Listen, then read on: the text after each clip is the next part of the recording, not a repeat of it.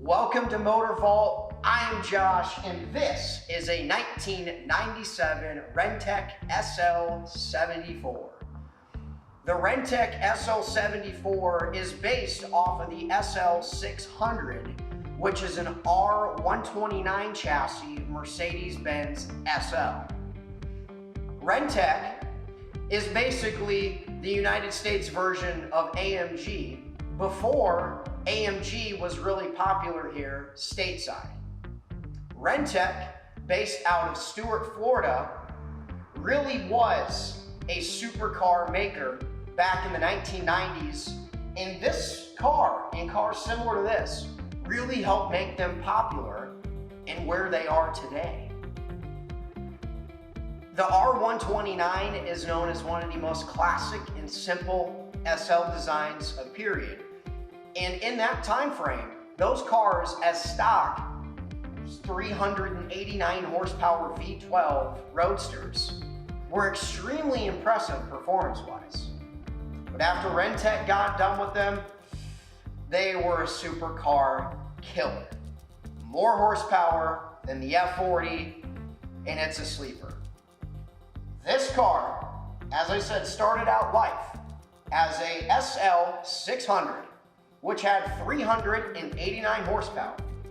When Rentech was done with it, this had 575 horsepower and 594 foot-pounds of torque. A 200-mile-an-hour supercar back in the late 1990s. Horsepower and speed that is common today, but 25 years ago, when I was born, whole different ballgame. The performance upgrades on this car alone included a different intake, different camshaft, port and polished heads. By the time it was done, it was $44,000 in just the engine alone, not including the OZ racing wheels and all the other little trick bits that they had on the Rentech to make it special. A few other little things that made the Rentech unique. The different hood, again, the different wheels, the different suspension. These cars looked very similar, but they were not at all to the standard R129 SL600. When this car was born, not far after is when Rentech got its hands on it and changed it into the supercar killer. The car was new, a Florida car, and from 2004 until now, this car has been in private Indiana hands and has been fastidiously maintained.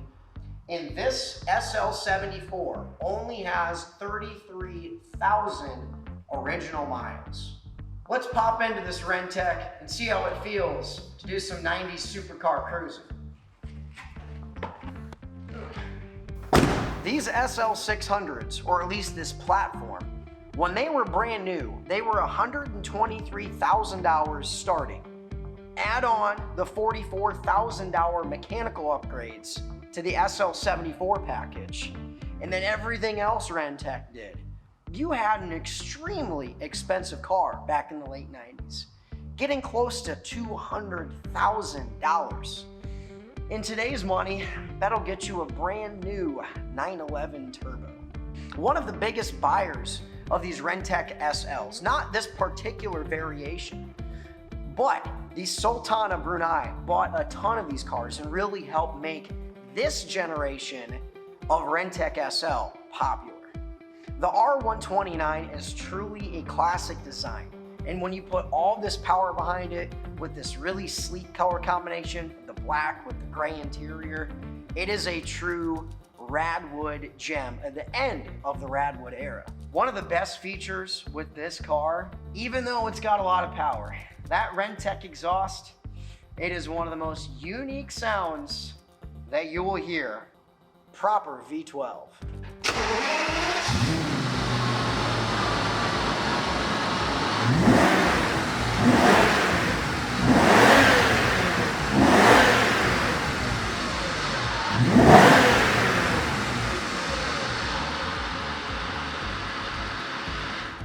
That's cool. That's a quick overview on the Rentech SL74. There is so much more to this car that is truly special. You can't really talk about it in a couple-minute video explanation. Next up, we're going to take this to Putnam Park Road Course and have Dan Clarke get behind the wheel and show you what this car is made of.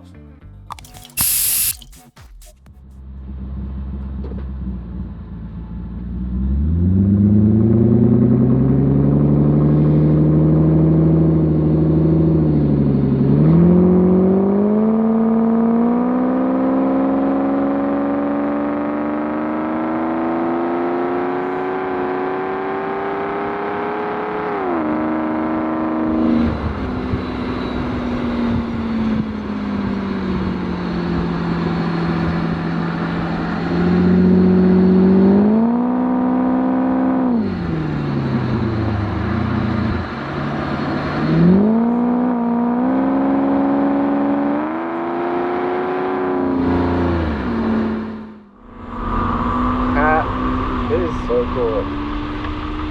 The transmission is so calm and smooth. You know, it's not trying to be that car that gives you the rough, fast shift, so you feel like, oh, this might be a race car. No, this is just smooth. It just feels like, it just feels like one gear, constant acceleration. It's good, really good.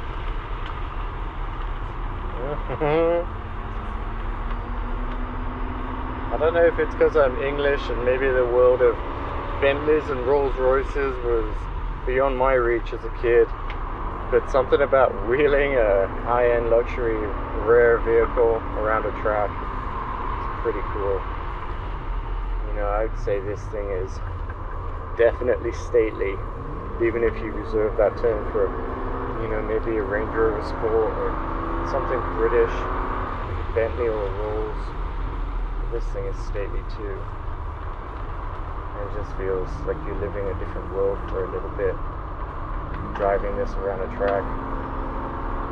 So it's had the suspension button adjusted, and it deleted the fender rub in the corners, so we're now tracking new tires.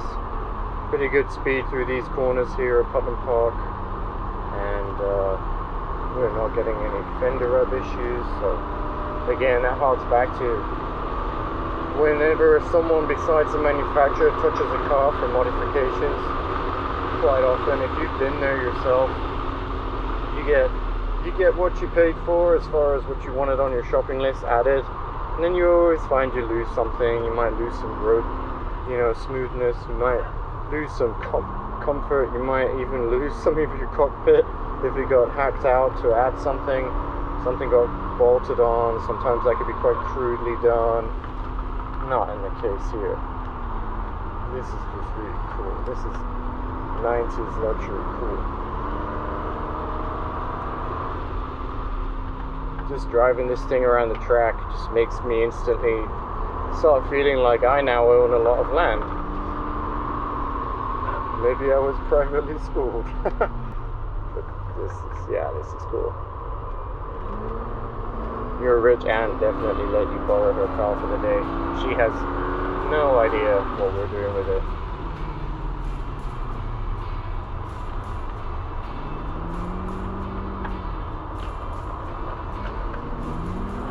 Yeah, this is just so smooth, so calm, and it's still performance.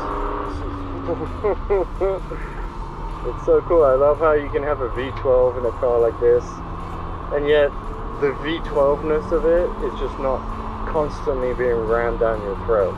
Like, hey, we know this is rare and cool, so we're going to make sure you can hear it all the time until it's overkill, you know? No, this time, this car occasionally just comes in and you get reminded of that, because the rest of the time you're just thinking, boy, this acceleration is smooth, this ride is smooth. The cockpit is super nice. I'm having a nice time. And then, oh yeah, what was that noise just then? Oh yeah, V12. It's very cool. There's something to be said for subtlety. And unfortunately, I think that's becoming rare in the world.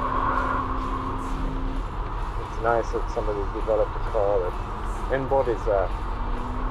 Even though we have it, doesn't mean we have to be bragging about it. every minute. I think it's dawning on me that I'm maybe having too much fun in this car now.